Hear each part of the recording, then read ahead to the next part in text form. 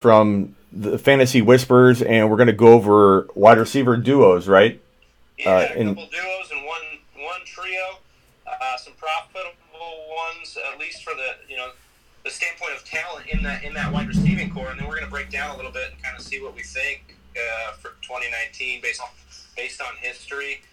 So thanks again. You guys want to follow the Fantasy Football Show on Instagram at the Fantasy Football Show. He's also got Sleeper U rocking and rolling there, sleeperu.com. You guys check that out. Got a lot of great content over there. We appreciate you coming on. Yeah. All right, so let's dive in. First things first, I want to talk these Minnesota Vikings, the new age purple people eaters. We're talking Adam Thielen. We're talking Stefon Diggs. You're looking at the top of this, and you're going Thielen, right? Right now, his ADP is higher. My ADPs will all be pulled from standard 12-team leagues here. 3.03 is his ADP at the moment. And we look at these two, this tandem, they've actually been together now, the starters, for 3 years, 2016 through 2018. Look at them side by side. I think the reason Thielen is going to continue to get the nod here is the durability factor, right? He hasn't missed a single game in his career, where Diggs has turned around and missed 6 in that span. And so, and you look at the consistency on it, and you're sitting there and you're going, I want a guy that's going to be in the lineup the entire time, right? And so I think that's where the ADP has got him at now, is they're edging out, they have Thielen edging out Diggs. So I just want to see your thoughts on Thielen right now. Well, I think this entire offense changed at the end of the last year. They're trying out their new regime, their new offense and their attack, and it's going to get all funneled through Dalvin Cook in the running game. We saw a shift in how they used Thielen toward the end of the year, and I think that's going to be kind of telling toward his 2019 performance and the stat line that he cranks out. Diggs, on the other hand, was used a little bit more often down the stretch in weeks 15, 16, and 17. He had a touchdown in each one of those games, I believe. I'm pulling up his stat line here. And he went 2 games prior without a TD, but had two TDs in back-to-back games the 2 weeks before that. So from a week 11 on to 17, he only had 2 games where he didn't score a touchdown. Whereas Thielen definitely tailed off a little bit. He had a 70-yard game in week 14, 19 yards in week 15, 5 catches for 80 yards in week 16, and then 3 catches for 38 yards in week 17 without any touchdowns in the last 4 games. I'm not saying that you can take that stat line and extrapolate it and make that, what we're going to see in 2019, but I think it does show that changing their offense into a more run-oriented offense, which worked really well. People rip on their offensive line, saying that Cook's not going to be able to get the touches. Cook did. Cook delivered down the stretch in 2018, and I just think we're going to see a lot more running, which will cater a little bit toward, I think, the use of Stefon Diggs, and I think that I buy Diggs before I buy Thielen. I can't myself, even though he's earned. It's funny how disrespected he gets in fantasy rankings, but I can't spend even a 3rd-round pick on him, which means I probably won't own him. I can understand if somebody would be willing to spend a 3rd-round pick on him. I'm not calling that a bust-type situation, but I probably just won't own Thielen in 2019, whereas I might own Diggs, because I think if he falls to the 5th... You know what? Yeah, I'm glad you brought it up, Smitty, because I was going to point right to it. You basically said it. We look at that gap that Diggs closed, because they ended the year with the same amount of touchdowns. Mm-hmm. And you saw Diggs explode in the second half, as you just said. And when did that kind of shift happen? Well, Cook's return was in week 9, so the back half of the year. So we saw that. They obviously fired Mike DiFilippo. They brought in Gary Kubiak here. So as you're saying, with Dalvin Cook, they want to get that zone scheme going. They want to run the ball. And I think we can kind of look at what happened at the end of last year and go, okay, this is what the Vikings want to do. Zimmer wants to do this. He's always been lowest in pass attempts, and I think he got pushed to the edge with Cousins and DiFilippo in throwing, because that's the style that Cousins has always played. And right now, I just think the gap between these guys, almost a near full round in a 12-team or a 10-team league, I'm okay with that, because Diggs' value is so great there. I think he ends up the guy that's better, that has the better year. And I know we've been saying this for the last few years as a fantasy community, Diggs over Thielen, but I actually buy into it the most this year. And if anybody's going to fall out of those two into a ridiculous range, it's going to be Diggs. Diggs can easily be the forgotten guy. No one's going to call anyone crazy by letting Diggs fall to the 5th round. But because people feel like they have to grab Thielen, they can't let Thielen fall. He's not going to fall too much further than his ADP just by default. So I think that you wait and hope you get Diggs. If you don't get him at a good value, like top of the fifth, then maybe somebody else owns Diggs too. But I think you're probably just not going to own Thielen unless you're willing to pay the price that I'm not willing to pay. But back to Dalvin Cook, what a monster Dalvin Cook's going to be, in my opinion. I get the injury risk. I get the fact that people think, oh, he screwed me before. I'm not going to invest a top pick in him. I'm not going to expect top 5 running back numbers. Well, you don't have to pay the price of a top 5 running back.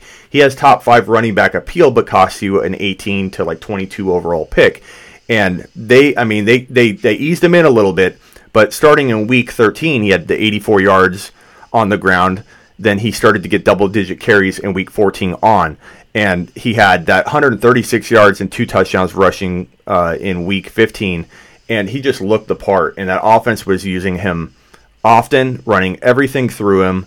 And he is the kind of receiver that could get the receiving back that could get you, 80 receptions, 90 receptions in a season if he's healthy. And if he gets hurt and misses a couple games, he probably still earns you that top 18 to 22 overall value. And that's the most important thing I think people don't overlook when they tag risk to his name, is they talk about him as if they're talking about a guy they're investing top 5 to 10 running back value in. And you're not. You're buying him out almost outside the top 10 for running backs. So risk and missed games is built into that ADP for you to earn your value back. If he doesn't miss a game, you win a league.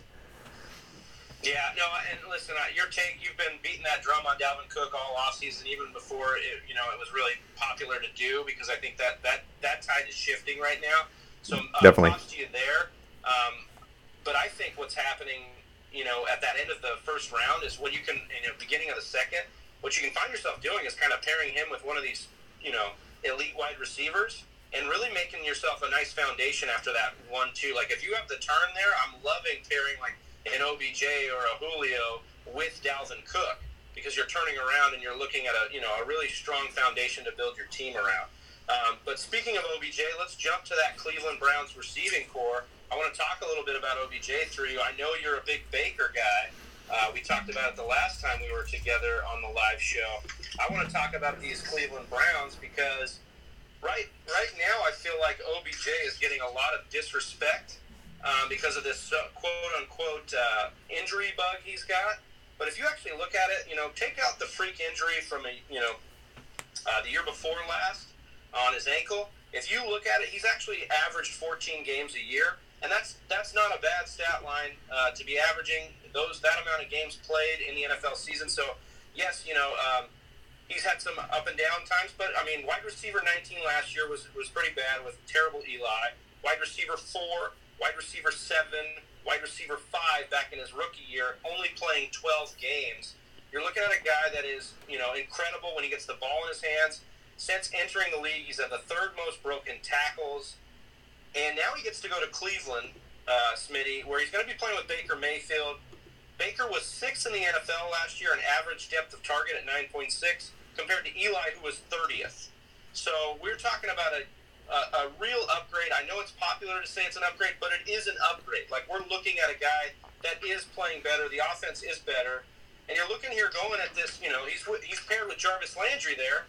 And so you're wondering, can this offense sustain 2 wide receivers? One in the top 10 we're looking at, and maybe one in the top 15 to 20 range in Landry. And I got to ask, is it going to be a team that's like Kansas City or like the Rams that sustain these kind of wide receivers? Well, I looked at it. We're looking at plays of 20-plus yards last year, Smitty, and only the Rams and Chiefs had more than Cleveland. And that's remarkable to see without OBJ and with Kitchens only calling plays the later half of last year. Yeah, I mean, the bottom line for me is this. If they're going to be a different offense, they're going to be, as you said, the Kansas City Chiefs of 2019. They're going to be one of the most aggressive passing attacks in the NFL. Then you mix in the genius move of getting Kareem Hunt. I know he won't be available at the beginning of the year, but he's an amazing receiving back. They have David Njoku, who I think could have 8 to 10 TDs this year. Yes, there's a lot of mouths to feed. I know that. But tight end is a shallow position this year. So after you get past the Kittles, the Ertz, and the top 4 or 5 guys, you have an open group of guys that any one of them could be number 20 or number 6. And I think that when you have a player that could get you 8 touchdowns and 10 TDs, and Njoku is your guy. So I think that Landry can have 1,400 yards and 14 touchdowns? No. I think Landry will be the guy that gets you the respectable amount of points that you were probably expecting before this trade happened. But now that Odell's there, Odell is the one that gets you, I think, 14 to 15 scores. He gets you 1,400 yards. And I think they spread the ball around a ton, but they're also upping the aggressiveness to the same degree. So there will be enough balls to go around. And similar to how people thought Kareem Hunt wouldn't be used last year after week 1 and week 2, when they literally passed and spread the ball around, people were freaking out, if you remember, about Kareem Hunt's value. Kareem Hunt was just fine. Kelsey was just fine. Everybody freaked out a little bit early on. And could that happen as they get their feet wet and start spreading that ball around and getting comfortable with each other? Sure. But I think that in the end, they're going to have so much aggressiveness going on offensively that there will be enough footballs to spread around to get everybody the points that they need and the points that we expect. Yeah, and we have a comment in here. Wybra JC, thanks for joining. He's got a question here. He says, how about Callaway? So just listing more weapons that they have there. Obviously, Antonio Callaway chilling over there in the wide receiving room as well. Yeah. I like your point about Landry. He's not gonna wow you like before the OBJ trade. That you're maybe interested in this offense and interested in his production. Last year he had 137 targets. That was the 9th most in the NFL, and that only got him wide receiver 22. So he needed that many targets to get to wide receiver 22. I don't see him being, much more than a top 15 to top 20 wide receiver at best. And so if he stays at his current ADP, it may be a little steep for him. And so for me, I think you're right. I think OBJ is the guy that's going to eat, and these other guys could get touchdowns depending on what's going on. But it's Chubb and OBJ for me until Hunt gets back, and then things may change. And what a good move by the Browns. I mean, regardless, taking fantasy out of the equation, like to get Hunt in there is genius. I mean, you can argue the right and wrong of it. I'm not going to go there, but Chubb, to me, is a valuable guy right now. If you can cuff him to Hunt, you have a really awesome running back too. But the problem is guys like me are going to scoop up Hunt in the leagues where people are expecting to handcuff these two together. Hunt's going to be a pretty tough guy to handcuff and predict where his ADP is going to go, especially if you're in an auction and anybody can outbid you at any time. So for me, Hunt is the more valuable guy, and then I let someone else take Chubb too early. Not that I don't like him, but Chubb is an aggressive running back that I think is going to take abuse that will take a toll given his frame and his style of running. He's not as dynamic as Hunt in the receiving game. So I just think it's one of those situations where he's going to look great. Everyone's going to want to have a piece of the Nick Chubb train to start the year, and it's going to be exciting.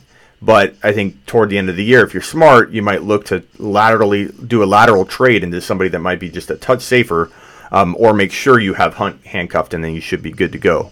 But, what a potent offense. Odell Beckham Jr., if he stays healthy, he's going to be happy. He's with his best friend, Jarvis Landry. If you think that he's going to be a locker room diva, I think you're mistaken, because now he's going to be happy, appreciated. This is going to be a cohesive unit. I don't see a lot of drama like people are anticipating. And I've got my Browns Super Bowl ticket right here on the wall waiting to cash that puppy in. So I'm excited about the Browns. Guys, I want to move it over to this Tampa Bay Buccaneers wide receiving core, because Chris Godwin's getting a lot of hype here, and I don't know if I'm taking it as too much disrespect to Mike Evans, me personally, but I'm looking at the numbers here, and I want to dive in a little bit, but I'll turn it over to you first.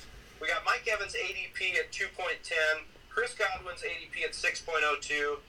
Is there enough trust for you, Smitty, in Bruce Arians and Jameis Winston to get this thing right enough to sustain both these guys, or do you think it's more of Mike Evans is your sure thing, and right now ADP for Chris Godwin's just going to get too high?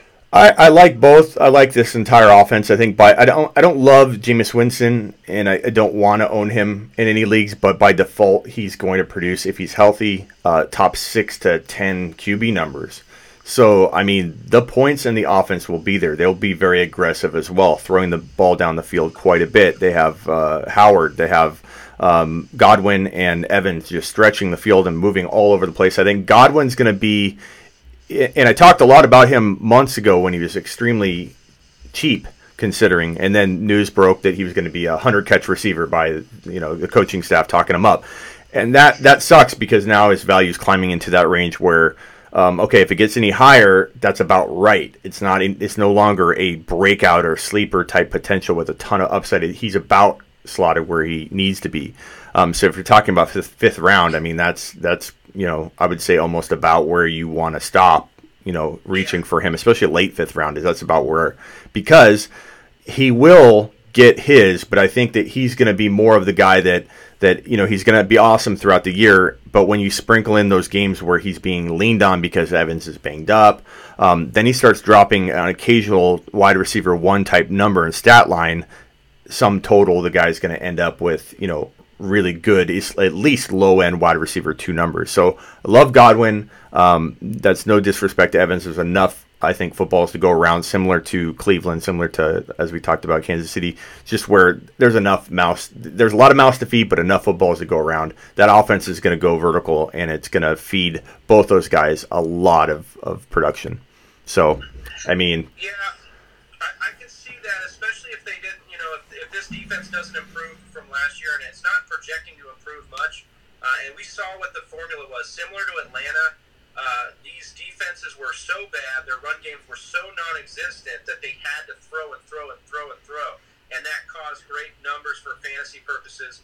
For me, I'm going to stay with Evans. He's the only guy I can trust here. And I only say this because I did a deep dive into Bruce Arians' numbers. And I knew everybody was saying he's aggressive and he wanted to throw down the field, and that's his style. But if we look at the last 5 years of him as a play caller, he's only seen 3 wide receiver 1s finishes at the end of the year, and that was all by Larry Fitzgerald, or that team's true number 1 wide receiver. So I know they want to keep saying that Larry Fitzgerald role is going to be Chris Godwin. I'm not seeing it. And then they talk about, okay, well, that's because Godwin will move into the slot. If you look at Jameis Winston targeting the slot, he only targets it 55% of the time, which is about 19th among qualified quarterbacks, so not exactly high up there as far as loving the slot. He does love his tight end, so I do like O.J. Howard, as you mentioned. Well, whose ADP, might I add, is climbing to almost a ridiculous place now, though, at like 5th round.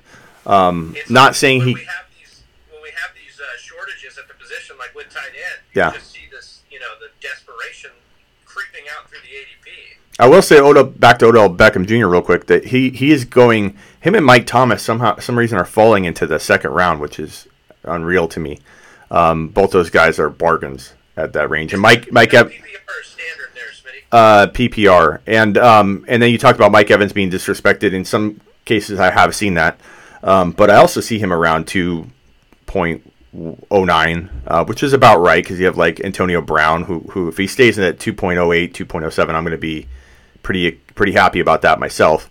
Tyreek Hill is above Evans and Smith-Schuster. So those are, I think, it's about right where Evans belongs, given the injury risk, given everything. But I think that's still respectable and not a place where you're, I think, taking on a ton of risk. So we'll see where his ADP shakes out. But Evans looks about right, and then Chubb above him. Chubb is the guy that I'm worried about overpaying for at that 2.06 to 2.07. Especially with Hunt looming in the distance for sure. All right, so our last grouping I wanted to talk about today, Smitty, was the Los Angeles Rams. They consistently, when Kupp was healthy, put out 3 wide receivers you could start for most of the time. We look at the ADP right now, and these guys are kind of butting up against each other. We got Brandon Cooks at 402 when I last looked, Robert Woods at 410, Cooper Kupp at 411. For me, I'm getting a lot of this consensus talk that Brandon Cooks is your number 1A, Woods is your number 1B, and Kupp is C. And for me, I just don't see it. I don't see numbers when Kupp is on the field that prove to me that Kupp is not the number 1 wide receiver for this offense. He has the connection with Goff. He had the longest. He had the largest average depth of target.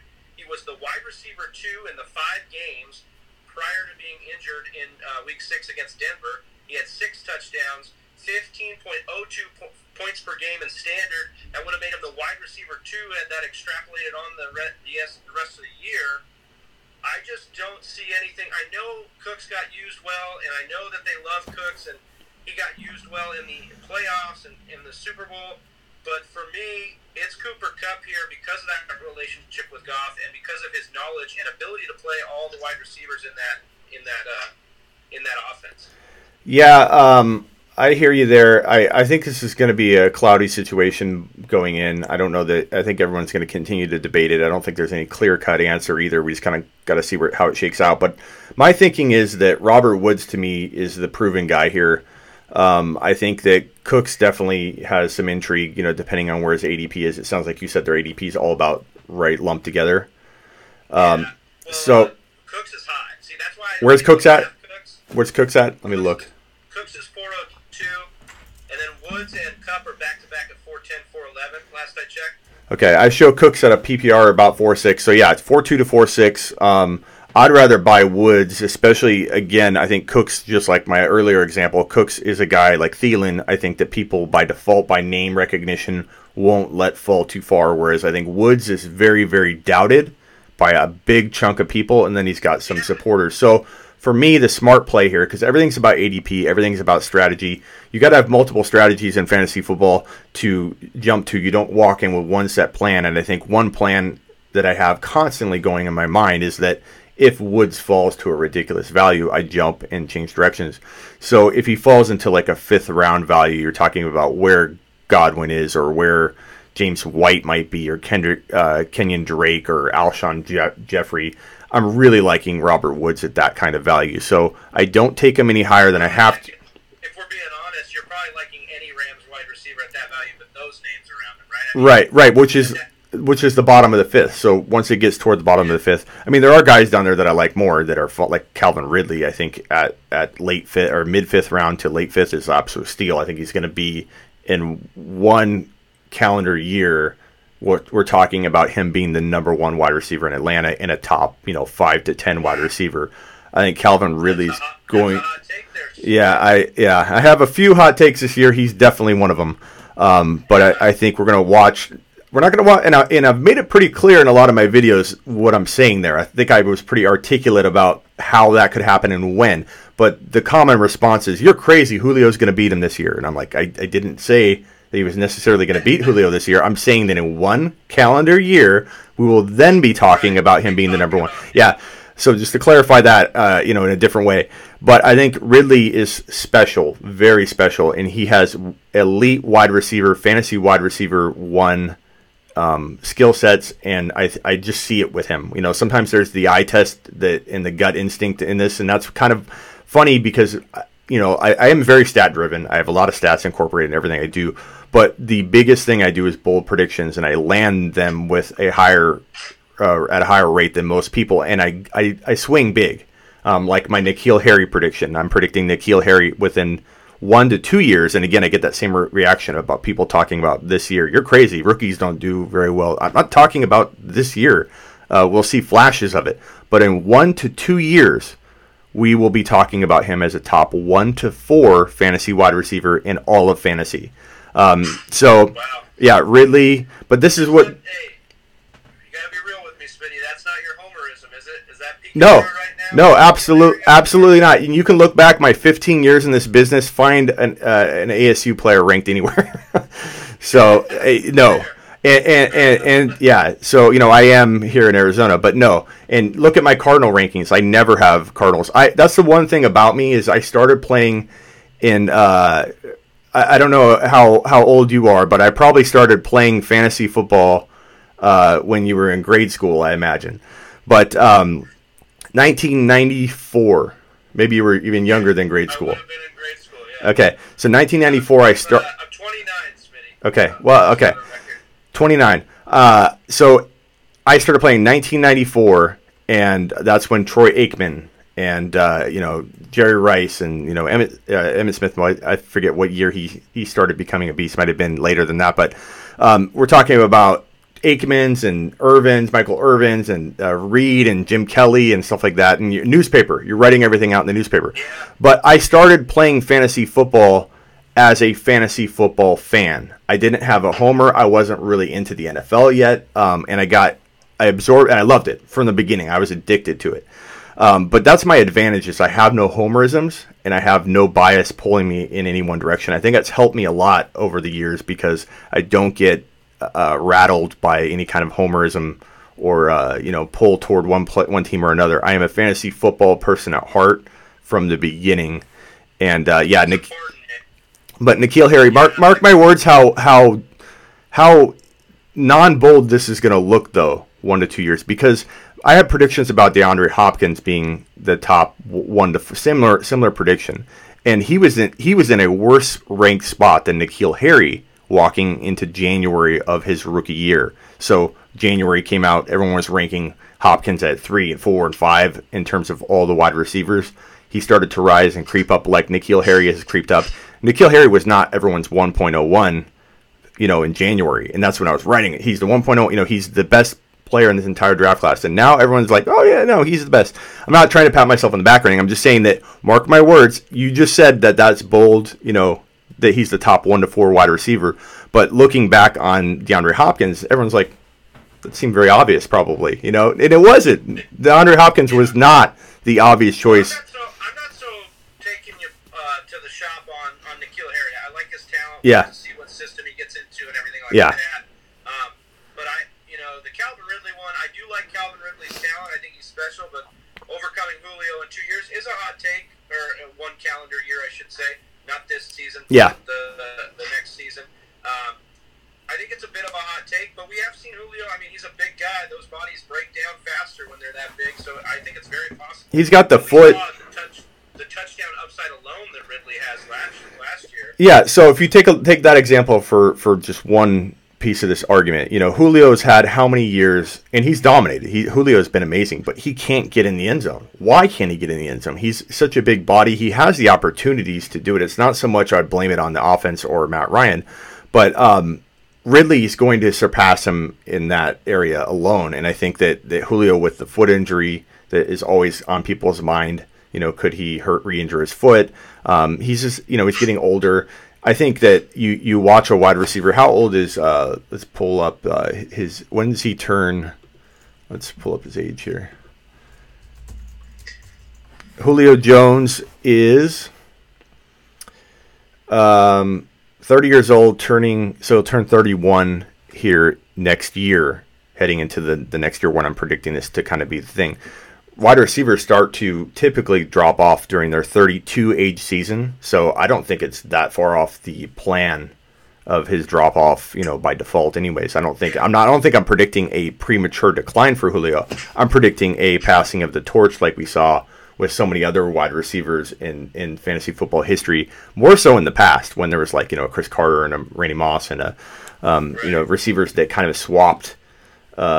Even Juju Smith-Schuster, I'm not saying he would have passed Antonio Brown this year if Antonio Brown stayed in Pittsburgh. I'm not saying that. But if you would have said during his rookie year that he would all of a sudden be elevated to the wide receiver 1 spot, you just don't see those things coming oftentimes.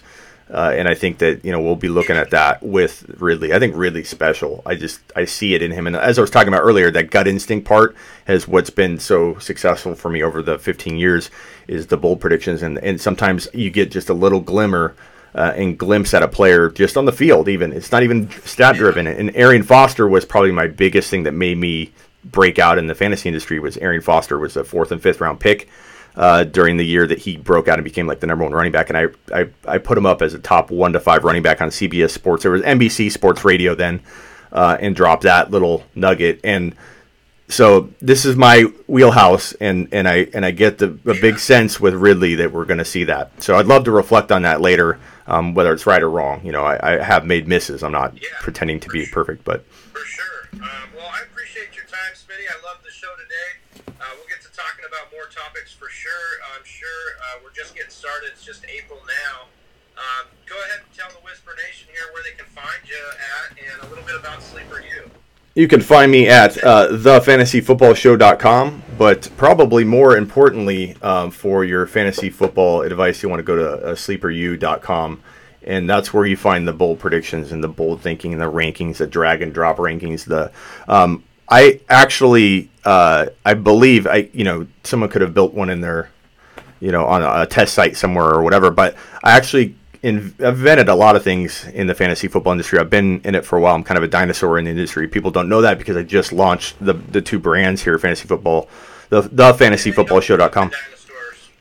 Well, I appreciate that, but people don't realize that like I invented the first mock draft simulator in the fantasy football industry. At least on a grand scale, there might be, like I said, been somebody testing one on a small WordPress blog or something like that. But on a big site, medium-sized site that had the first mock draft simulator, and you can enter in keepers and do all that stuff. The first trade calculator is something that I also came up with, and I broke into the fantasy football industry in 2004/5 because I sat there. And I'm like, why aren't there people with? And this is before dynasty leagues were even big. I sat there going, why don't people have rankings like the day after the Super Bowl? And all my buddies thought I was crazy. They hated being in leagues with me because I'm like, hey, let's draft now. Let's do the pick order now. And it was like the day after the Super Bowl. And they're like, you're crazy. It's not even August yet.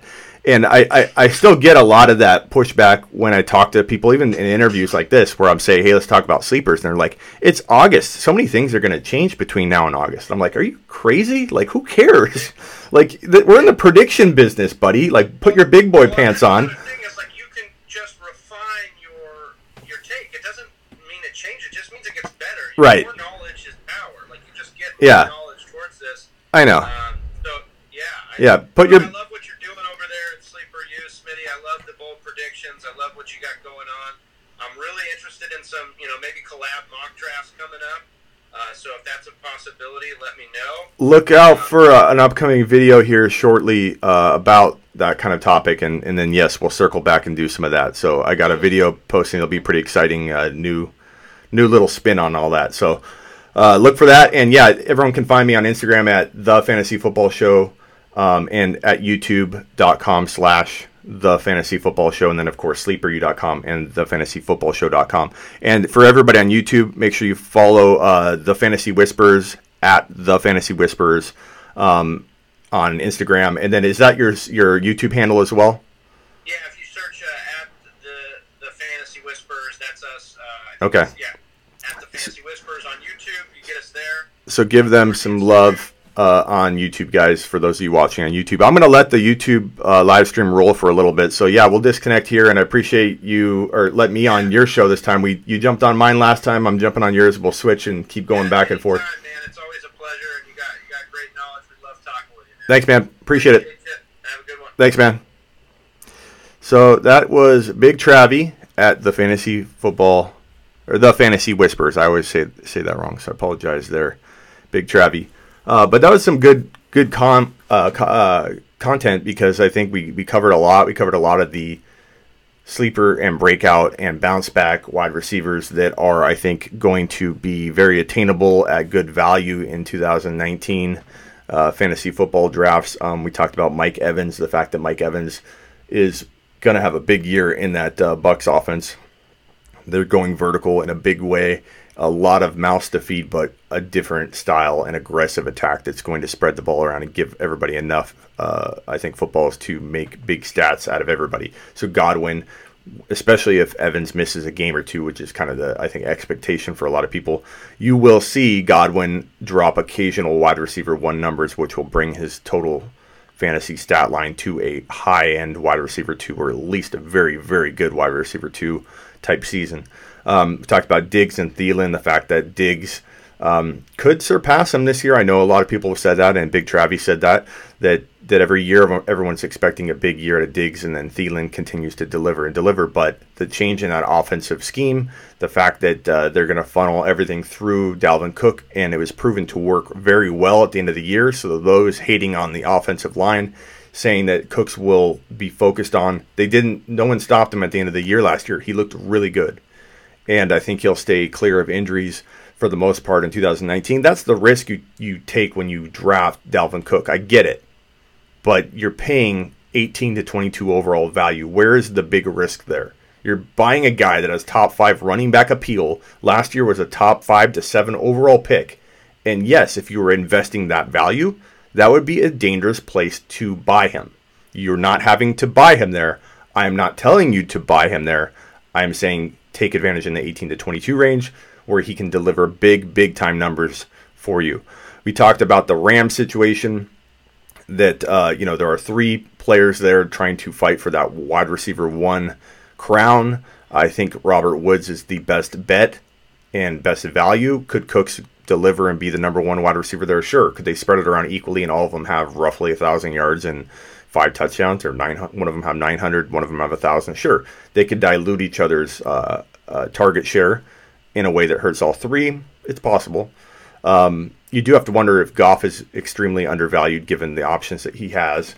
And then you got to look at, so Woods is the guy I like there given the value, especially if he's the one guy I think that people either love or hate. And because of that hate, that half amount of your league hating him, he's the one guy out of the 3 that I think will fall to a ridiculous value, or he won't. So for me, I wait and see where he falls. I take him if he falls. I let someone else take him early if they end up taking him early. Big deal. We talked about, we were going to talk about Denver and a few other situations like Atlanta, but I think for time crunch reasons, we ended up cutting out Denver. We ended up cutting out Atlanta. Denver, I'm not too excited about that passing attack, so I will just ignore those wide receiver duos that we're going to talk about there. But Cleveland, we talked about Odell Beckham Jr. and Landry, and the fact that Njoku's going to get his targets and probably be, I think, a top 5 to 7 tight end in 2019 because of the touchdown production alone and the opportunities he'll get near the goal line in that offense that's just going to spread it out like crazy. And I think that, maybe the yardage won't be there, but the TDs could very well be there, which will, at that spot, 5 to 7, you're talking about a drop-off in tight end production. So he definitely can grab a hold of a top 5 to 7 spot. But Odell Beckham Jr., I think, is a guy that I think is a pretty darn good pick in 2019, given he's falling into the second round. He has first-round value. He's trapped and wrapped up inside of that second-round value, which eliminates a lot of the risk. It builds in injury concern. If he misses 1 or 2 games, that's all built into that value. And then we talked about Landry probably doing what you expected Landry to do. I don't know that he's going to over-deliver, but he could. And I think Baker Mayfield's going to have a top 2 to 3, at least 2 to 4 fantasy football season in 2019 in an offense that's going to just literally be as aggressive as Kansas City is, and just points are just going to be available for all those players. And I think they're all going to capitalize and have good years. Chubb's going to be hard to contain. When Hunt gets there, they're going to use him too. And he's a good receiving back. We talked about how Hunt is going to have very good value to start the year, and how Kareem Hunt could take some of his targets in the receiving game upon his return. And Chubb, given his aggressive style, given injury concern, given the overusage he will get initially while Hunt is out. I know they have Duke. I know they have other players that can spell Hunt, but I think Hunt will get used a ton, and there's a potential for injury and Hunt to step in and be the starter down the stretch. So know that. Make sure you handcuff the two together if you want to roll with the Nick Chubb train in 2019, but don't be afraid to use your second-round pick on a safer player and still grab Kareem Hunt and steal him away from that Nick Chubb owner. That might be the best of both worlds for me and my approach, because I'd rather have an Antonio Brown and a Kareem Hunt stashed on my roster. I'd rather have a Odell Beckham Jr. Somehow Mike Thomas is falling into the second round, which is just, it's crazy. That's going to put a wrap on this live stream. I'm glad everybody got a chance to kind of experience both a simultaneously streamed show between Instagram and YouTube. And I'm glad that we were able to cover so much content. If you have any questions or concerns or predictions about any of the players talked about, or any of the teams we talked about, or just anything in general, I answer every question that rolls through my Instagram at The Fantasy Football Show, and here at YouTube / The Fantasy Football Show. I answer all the comments, so drop a comment, get interactive, get involved, and get ready to win, because I am your secret weapon in 2019 fantasy football. Let's get to it. Thanks for joining, guys.